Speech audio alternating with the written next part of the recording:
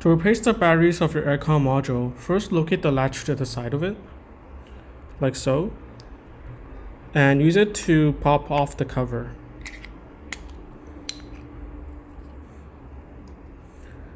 You'll see two CR2032 batteries.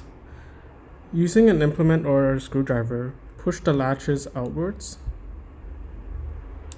so that the batteries will pop off.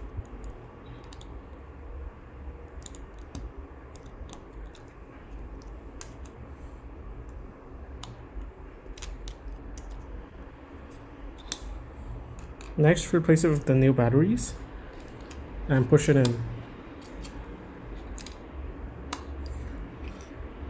Afterwards, replace the cover like so and press the button on its corner once. When it flashes red and green like this, that means that the reconnection process has started.